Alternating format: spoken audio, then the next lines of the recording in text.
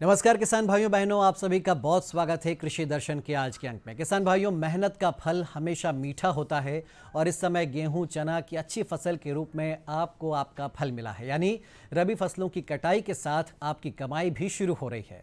ऐसे में भाइयों इस वक्त एक बात का आपको विशेष ध्यान रखना है। वो बात है कि इन फसलों का भंडारण किस तरीके से किया जाए ताकि आप आगामी फसलों के लिए बीज भी बचा सकें, फसलों को नमी से, आग से भी सुरक्षित रख सकें और साथ ही साथ कटाई के समय कौन सी सावधानियां बरतनी है इसकी भी ध्यान देने की आवश्यकता है। इतना ही नहीं, चूहों से भी इस वक्त फसलों को काफ़ी नुकसान हो जाता है, तो इसे रोकने के बारे में भी हम आपको जानकारी देंगे। साथ ही बताएंगे कि सब्जी वर्गीय फसलों में इन दिनों आपको कौन कौन से सामयिक कार्य करने हैं। तो चलिए सबसे पहले बात रबी फसलों के भंडारण की। फसल भंडारण कब कैसे करना चाहिए, कौन सी सावधानियां बरतनी चाहिए, इस बारे में जानकारी दे रहे हैं डॉक्टर संजीव वर्मा। आप पवारखेड़ा जोनल कृषि अनुसंधान केंद्र में कृषि वैज्ञानिक के तौर पर पदस्थ हैं। किसान भाइयों नमस्कार। किसान भाइयों, रबी का मौसम लगभग समाप्ति पर हो चुका है। हमारे किसान भाइयों की फसलों की कटाई का, गहाई का कार्य इस समय चल रहा है और यहाँ पे मैं छोटी छोटी बातें आपसे कटाई, गहाई एवं भंडारण के संबंध में आज हम चर्चा करेंगे कि रबी की फसलों में घाई एवं भंडारण और चूहा नियंत्रण के कौन से उपाय हमारे किसान भाई यहाँ पर करें ताकि उनको आने वाले समय में अच्छा उत्पादन प्राप्त हो और फसलों का नुकसान भी ना हो। देखिए, चूँकि हमारे किसान भाई फसल और बीज गहाई दोनों में बहुत विशेष अंतर है। अनाज की गहाई आमतौर पे हमारे किसान भाई जिस विधियों से करते हैं वो करते ही हैं। यदि वो बीज की गहाई का कार्य कर रहे हैं तो उसमें विशेष ध्यान देने की ज़रूरत है। यदि मान लो उनके खेतों में दो किस्म के बीज गेहूं के लगाए गए थे या चने की किस्म के दो तरह की किस्में लगाई गई थी या अन्य फसलों की दो किस्में लगाई गई हैं, तो गहाई के समय उन्हें विशेष ध्यान देने की आवश्यकता है कि वो सभी दोनों किस्मों की गहाई यदि थ्रेशिंग से कर रहे हैं तो वो अलग अलग जगह पे उनको अनाजों को भंडारित करें। साथ ही साथ दूर ऐसी डिस्टेंस मेंटेन करें ताकि उनमें आपस में मिक्सिंग ना हो, मिलावट ना हो। तो अगले वर्ष जब वो बुवाई करेंगे तो खेतों में उनका जो प्रतिशत है वो कम हो जाएगा मिक्सिंग का और इस तरह की समस्याएं नहीं आएंगी। सबसे पहली बात ये आती है हमारे जो किस तरह से हमें गहाई कार्य में बताना है कि कब हमारी फसल की मॉइस्चर प्रतिशत उपयुक्त हो गई है हमारे भंडारण के लिए। तो पहले हमारे भंडार गृहों को हमें तैयार कर लेना चाहिए। भंडार गृहों का प्रबंधन कर लें। जो भी यदि हमारे कोठे हैं तो उनकी पुताई कार्य कर लें। साथ में हमारी यदि कोठियाँ हैं, टीन की कोठियाँ बनी हुई हैं, तो उनको हमें तेज़ धूप में सुखा लेना चाहिए। सुखाने के उपरांत ही हमें उनमें भंडारण का कार्य करना चाहिए। और जो हमारे अनाज हैं, खास करके गेहूँ या दलहनी फसलें हैं, इनका 10% के भीतर ही नमी प्रतिशत में भंडारण का कार्य हमें करना चाहिए। तो अब ये हम कैसे पता करेंगे कि हमारा 10% नमी पर आ गया? तो मैं साधारण विधि किसान भाइयों को बताना चाहूँगा यहाँ पर कि आप जिस तरह से भंडार कार्य करते हैं अनाजों का, उसको जैसे ही आप कटाई करके खलिहानों में लाए हैं, खलिहानों में लाने के तदुपरांत आप उनको भंडारण के लिए ले जाते हैं सुखा के, तो यहाँ आप जैसे ही खलिहान में अपने जो दाने सूख रहे होंगे अपने दांतों के नीचे दबा करके देखेंगे तो कट की आवाज़ आएगी। यदि कि वो आपका भंडारण के लिए उपयुक्त हो गया है, पर्याप्त आपका जो नमी की मात्रा है वो कम हो गई है और उसको आप भंडारण के लिए प्रयोग कर सकते हैं। भंडारण में विशेष ध्यान देने की आवश्यकता, भंडार गृह में किसी प्रकार के चूहे के बिल ना हों, उनकी व्यवस्था करना अति आवश्यक है, क्योंकि आमतौर पे हमारे किसान भाई इन बातों पे ध्यान नहीं देते हैं। मैं यहाँ किसान भाइयों को बताना चाहूँगा कि जो आपके परंपरागत भंडार गृह हैं उनमें यदि चूहा नियंत्रण के उपाय आपने नहीं करे तो निश्चित तौर पे एक जो चूहा है अपने जीवन काल में लगभग 10 किलो अनाज को नुकसान पहुँचाता है। आमतौर पे इस बात पे हमारे किसान भाई ध्यान नहीं देते हैं। तो 10 किलो अनाज यानी कि बहुत बड़ी राशि अनाज की हमारे चूहे खा जाते हैं और उससे हमारे किसान भाइयों को बहुत नुकसान होता है। तो यहाँ पे इस बात का विशेष ध्यान दें कि जो भंडार गृह जहाँ चूहे के बिल हों उसमें एल्यूमिनियम फास्फाइड नामक जो दवा है ये बाज़ार में उपलब्ध रहती है। उन बिलों में इसकी टैबलेट डाल करके उनको बंद कर दें। परंतु यहाँ पे मैं एक चीज़ और किसान भाइयों को बताना चाहूँगा कि अभी भंडार गृह में लाने के पूर्व कई ऐसी बातें होती हैं जो हमारे किसान भाई जिन पर ध्यान नहीं देते हैं। जब वो खलिहान में फसल लाते हैं खेतों से तो ट्रालियों से जब वो ढुलाई का कार्य करते हैं, ढुलाई के समय इस बात का विशेष ध्यान रखें कि जब वो ट्रालियों से अपनी फसलों की ढुलाई करें तो उसमें सावधानी रखें कि उन ट्रालियों के ऊपर अपने जो कार्य करने वाले लोग हैं वो ना बैठें और उसको सुरक्षित रूप से ही खलिहान में लाएं। इसी प्रकार से जब वो खलिहान में लाते हैं फसल को और गहाई का कार्य करते हैं, थ्रेशिंग करते हैं, तो थ्रेशिंग में 2-3 चीज़ों का विशेष ध्यान देने की आवश्यकता। आपका थ्रेशिंग फ्लोर पर्याप्त अच्छे से जगह पे पक्का बना होना चाहिए। साथ में आप यदि विद्युत वाली मोटर पंप का उपयोग कर रहे हैं थ्रेशर में तो उस बात का ध्यान रखें, या ट्रैक्टर ऑपरेटेड थ्रेशर का उपयोग कर रहे हैं तो इस बात का ध्यान रखें। यहाँ पे दो तरह के थ्रेशर मल्टी क्रॉप थ्रेशर आते हैं, विविध फसली थ्रेशर आते हैं, साथ में आपके साधारण थ्रेशर आते हैं। विविध फसली थ्रेशर में आप चने और गेहूँ और अन्य फसलों सभी फसलों की गहाई का कार्य एक ही थ्रेशर में जालियाँ बदल के आप कर सकते हैं। और सिंगल जो थ्रेशिंग वाले जो आपके थ्रेशर्स हैं उनमें एक ही फसल की गहाई का कार्य होता है।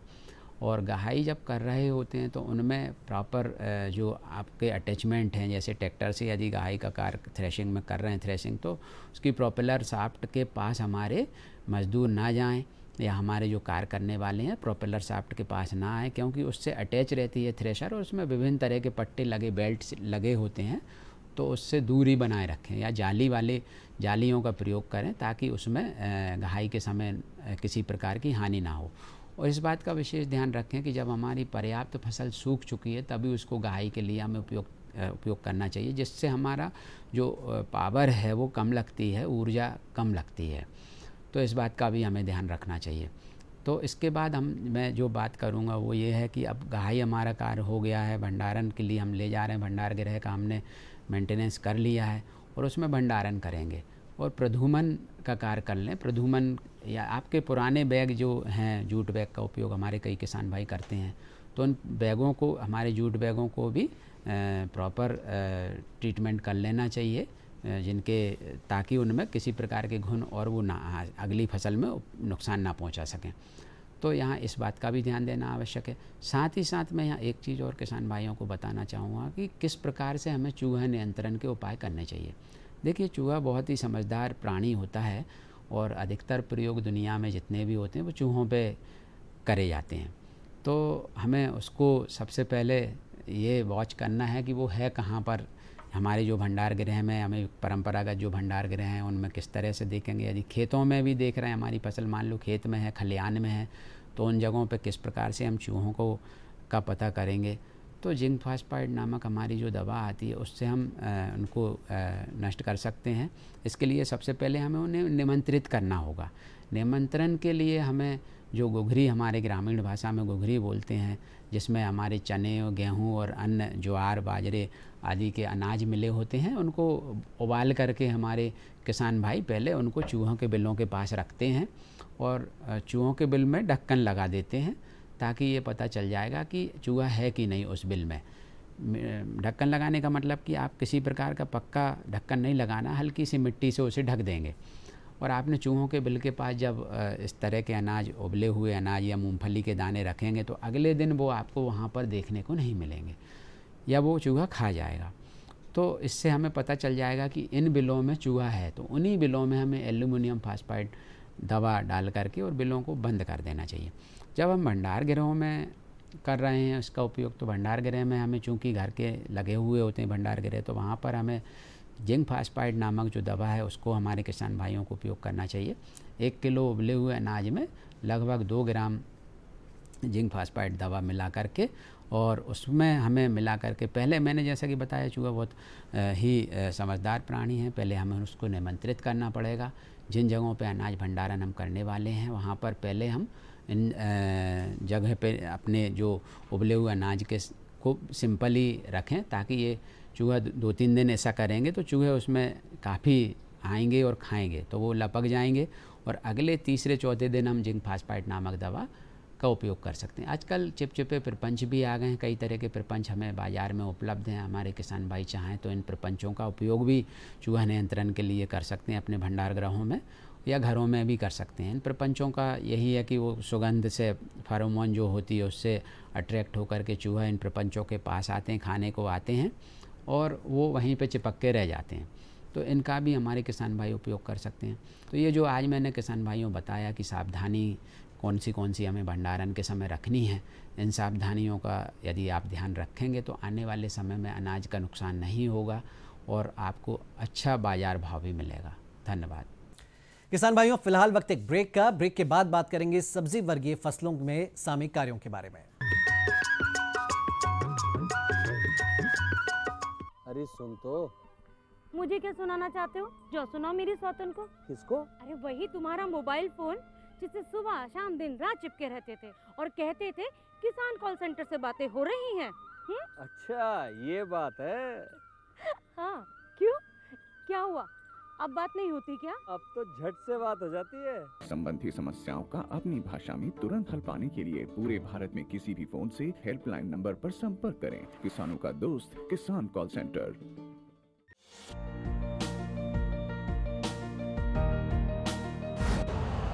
यूरिया का स्वदेशी उत्पादन 70 लाख टन बढ़ाने के लिए 6 उर्वरक संयंत्रों का उद्धार किया जा रहा है।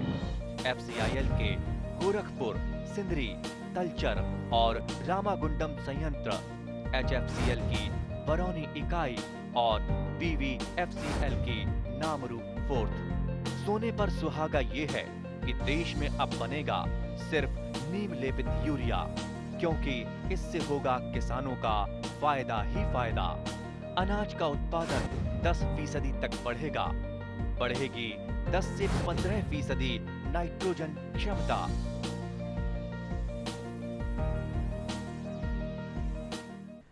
ब्रेक के बाद किसान भाइयों आपका स्वागत है और चलिए बात करते हैं सब्जी उत्पादक किसान भाइयों के लिए खास जानकारी की। इस वक्त कद्दू वर्गीय, टमाटर वर्गीय फसलों में कीट और रोगों का प्रकोप होता है किसान भाइयों। और बैंगन है या हरी मिर्ची है, ऐसी तमाम जो सब्जियां रहती हैं, अगर उनमें कीट और रोगों का प्रकोप हो तो हल्की क्वालिटी की आपको सब्जी मिलती है, पौधे की बढ़वार रुक जाती है, फसल उत्पादन घट जाता है। तो इन दिनों आपको कैसे इन कीटों और रोगों से अपने पौधों का, इन सब्जियों का बचाव करना है, इस बारे में जानकारी दे रहे हैं डॉक्टर आशीष श्रीवास्तव। आप कृषि वैज्ञानिक हैं और कृषि महाविद्यालय गंजबासौदा में पदस्थ हैं। किसान भाइयों नमस्कार। जैसा कि आप सभी जानते हैं, ग्रीष्मकालीन मौसम में काफ़ी जो है हमारे किसान भाई सब्जी वर्गीय जो है मुख्य रूप से कद्दू वर्गीय की मैं बात करूं, चाहे मैं कद्दू की बात करूं, गिलकी की बात करूं, लौकी की बात करूं, तोरई की बात करूं, ये प्रमुख रूप से जो है फसल हमारे सभी किसान भाई काफ़ी लगाते हैं। इसके अलावा टमाटर है, बैगन है, मिर्च है, सभी प्रकार की सब्जी वर्गीय फसलें जो है कहीं ना कहीं हमारे किसान भाइयों के खेतों पे देखने को मिलती है। और सबसे महत्वपूर्ण बात है कि इन सब्जी वर्गीय फसलों से किसान की लागत भी कम होती है और साथ में मुनाफा काफ़ी अच्छा होता है। तो किसान के लिए सब्जियों की खेती काफ़ी लाभकारी साबित हो रही है। तो लेकिन एक जो प्रमुख समस्या जो लगातार देखने को मिल रही है वो है कीड़े और बीमारियों का प्रकोप, जो कि फसल को लगाने से जो है अंत तक जो है किसानों का पीछा नहीं छोड़ता और इससे किसान को काफ़ी ज़्यादा नुकसान होता है। लेकिन समय रहते हुए अगर इन कीट व्याधि का सही तरीके से नियंत्रण किया जाए तो किसान को मुनाफा और भी कई गुना बढ़ सकता है। तो किसान भाइयों, यहाँ एक चीज़ जानने की आवश्यकता है कि कौन कौन से कीड़े मुख्य रूप से जो है सब्जी वर्गीय फसलों में लगते हैं और कौन सी बीमारियाँ हैं जो कि नुकसान करती है और सही समय पर उनका पहचान और नियंत्रण के उपाय कैसे किया जाए। तो किसान भाइयों, अगर कद्दू वर्गीय फसलों की बात करें तो इसमें मुख्य रूप से जो है कद्दू का लाल कीड़ा काफ़ी ज़्यादा जो है फसल को नुकसान पहुंचाता है। आप देखते हैं किसान भाई, पत्ती पर जब आप देखेंगे, पत्ती पर छोटे छोटे बारीक बारीक छेद देखने को मिलेंगे और ये कीड़ा जो है आसानी से उड़कर एक पत्ती से दूसरी पत्ती और पूरी की पूरी पत्ती को क्षतिग्रस्त कर देता है। साथ में फूल आते समय फूल को भी नुकसान करता है और फलों को भी नुकसान होता है। तो इस प्रकार का ये कीड़ा जो है काफ़ी ज़्यादा कद्दू वर्गीय फसलों को प्रभावित करता है। तो इससे बचाव के लिए किसान भाइयों बहुत ही आसानी से उपलब्ध और बहुत ही अच्छी दवा है क्योनाल फास 25 सीसी जो है, इसकी 2 से 2.5 ml मात्रा प्रति लीटर पानी के मान से यदि आप मिलाते हैं तो इस कीड़े से आसानी से बच सकते हैं। इसके अलावा किसान भाइयों, जो प्रमुख रूप से समस्या देखने को मिल रही है वो है फल छेदक इल्ली या फल फ्रूट बोरर भी इसको बोल सकते हैं। ये एक जो प्रमुख कीड़ा है, मुख्य रूप से जो है करेले में, करेले की मैं बात करूं या मैं गिलकी की बात करूं और लौकी की बात करूं, इसमें काफ़ी ज़्यादा जो है नुकसान इससे होता है। और ये जो है काफ़ी ज़्यादा जो है इसका नुकसान, एक तो सबसे महत्वपूर्ण बात होती है कि अगर फल को ऊपर से देखते हैं तो ऐसा कुछ भी समझ में नहीं आता, तो इससे किसान को बड़ी जो है दिक्कत ये आती है कि किस तरीके से पहचाने और कैसे उसको हम नियंत्रण करें। किसान भाइयों, आप देखेंगे कि जो इसका एडल्ट है, ये जो है जैसे ही फल लगना प्रारंभ होते हैं, इसका एडल्ट अंदर छेद करके जो है अंडे देता है और फिर उससे जो है लार्वी निकलती, जो कि फलों को काफ़ी ज़्यादा क्षतिग्रस्त कर देती है। तो किसान भाइयों, इस कीड़े की सबसे महत्वपूर्ण बात आप देखेंगे कि जो जिन फलों में इस प्रकार का कीड़ा लगा हुआ है, उनका साइज अनियमित आकार का हो जाता है, वो मुड़ जाते हैं और इनकी जो है बढ़वाड़ प्रभावित होती है और काफ़ी ज़्यादा जो है नुकसान, कभी कभी तो जो है 20 से 25% तक भी नुकसान देखने को मिला है। तो इस कीड़े से बचे कैसे किसान भाई, सबसे महत्वपूर्ण बात है। एक बात जरूर आप ध्यान रखें कि जैसे ही इस कीड़े का प्रकोप आपको देखने को मिले, क्षतिग्रस्त जो है फल हैं उनको खेत से बाहर कर दें। और बचाव के लिए किसान भाइयों, सबसे अच्छी दवा जो बाज़ार में उपलब्ध है उसका प्रयोग कर सकते हैं। इसमें जो है मैं आपको कहना चाहूँगा कि प्रोफेनोफास 50% काफ़ी अच्छी दवा है। इसकी 2.5 से 3 ml मात्रा प्रति लीटर पानी में मिलाकर आप इसका छिड़काव कर सकते हैं। इसके अलावा किसान भाइयों, क्यूनालफास का भी इस कीड़े से बचाव के लिए आप छिड़काव कर सकते हैं। 2 से 2.5 ml दवा का इसका छिड़काव आप कर सकते हो। इस प्रकार इससे आप बचाव कर सकते हैं।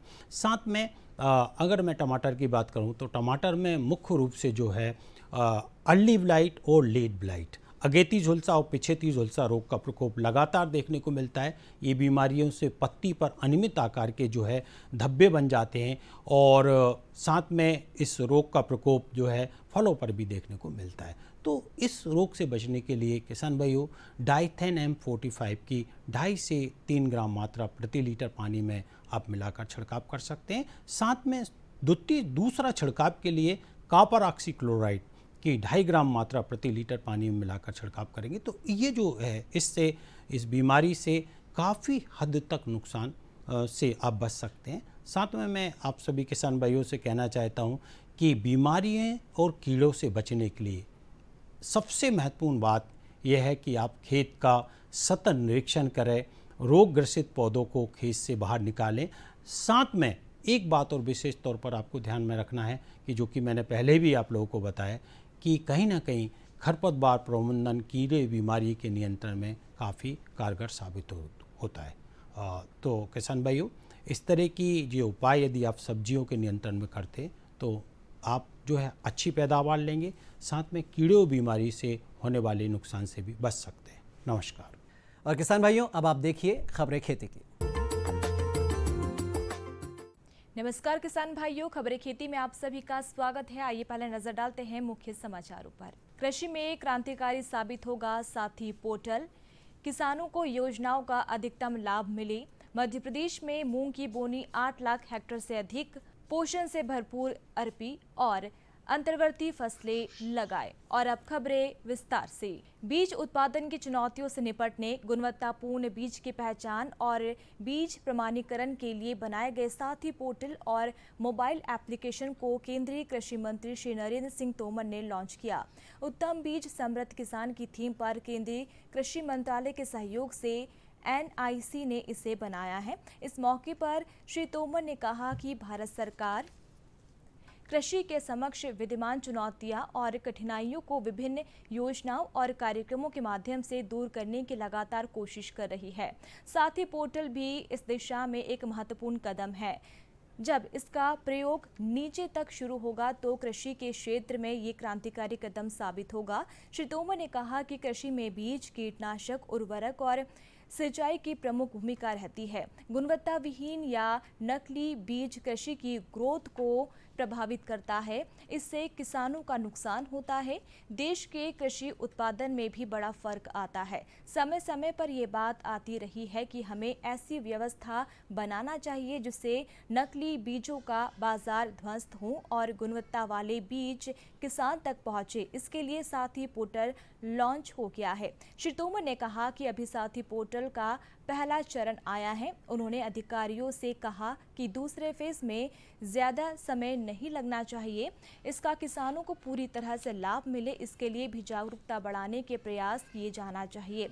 इस सिस्टम के अंतर्गत QR कोड होगा जिससे बीज को ट्रेस किया जा सकेगा। मध्य प्रदेश के किसान कल्याण एवं कृषि विकास मंत्री श्री कमल पटेल ने किसानों को विभाग की कल्याणकारी योजनाओं का अधिकतम लाभ प्रदान करने के निर्देश दिए हैं। श्री पटेल मंत्रालय में विभाग की समीक्षा कर रहे थे। उन्होंने कहा कि प्रधानमंत्री के सशक्त और समर्थ भारत के सपने को मुख्यमंत्री श्री चौहान के मार्गदर्शन में पूरा करने के लिए निरंतर काम करना है। किसानों के आर्थिक सशक्तिकरण के लिए हर संभव उपाय सुनिश्चित करें। कृषि मंत्री ने विभाग की योजनाओं की समीक्षा करते हुए निर्धारित किए गए लक्ष्यों की पूर्ति के लिए सतत मॉनिटरिंग करने के निर्देश दिए हैं। श्री पटेल ने कहा कि उपार्जन में किसानों को किसी प्रकार की परेशानी न हो, इसका विशेष ध्यान रखा जाए।